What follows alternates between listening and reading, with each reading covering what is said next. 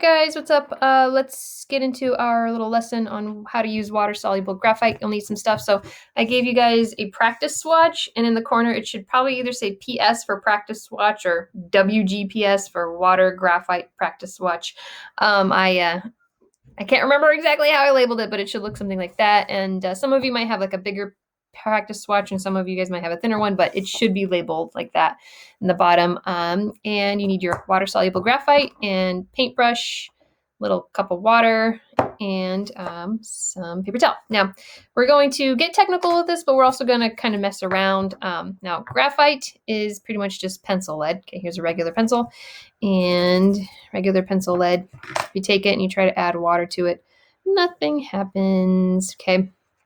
But with water-soluble graphite, you'll see that it'll spread and smooth out, kind of like a painting, which is great.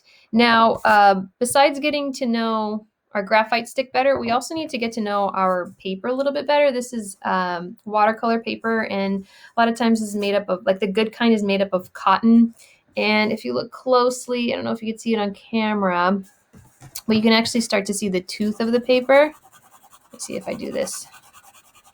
Okay, you'll see that I can't, that kind of reveals the tooth of the paper. So the paper is kind of rigid, has ridges in it and stuff, and like almost like little pockets all over the place. And what that means is we need to pay attention to the tooth and not damage the tooth of the paper. It's nice, thick paper.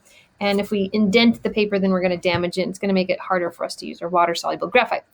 Now, just for funsies, let's just get this started. Just go ahead and give yourself some lines, okay? And take your paintbrush, dip it in some water, and, just mess around, see what happens, okay? Yay, isn't that fun? Notice how well, this water-soluble graphite spreads, okay? You can really, really push it far, okay? But please also notice that that original line that I drew is still there.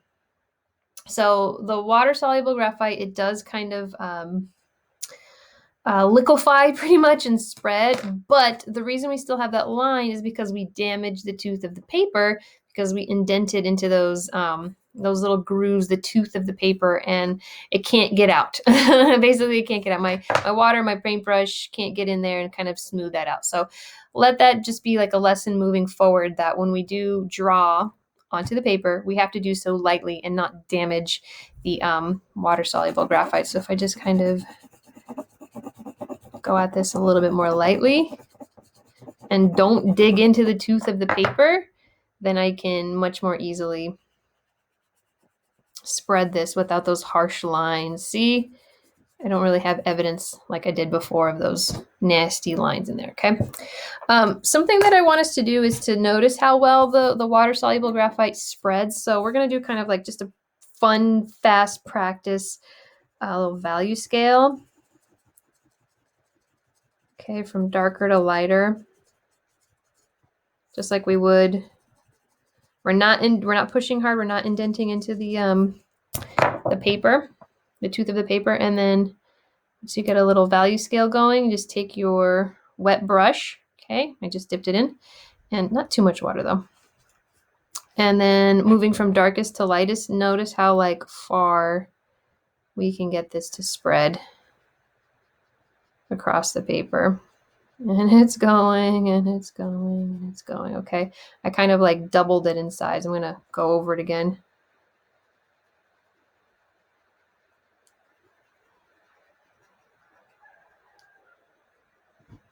Keep going. Yeah, try to go from all the way dark to light. I think I tripled it in size. I think we just did it to about here, and it almost tripled. So already you're starting to see how spreadable this this water graphite is.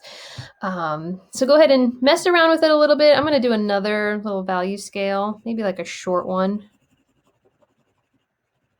Okay. And this first part, we're just messing around. The next part, we're going to do some spheres. So save some spots for like 3 spheres. It's kind of fun. And then something else that you can do too is once it's dry, you can actually go back and add more. That was a little harsh with that. You can always go back and add more and then paint on top of it again.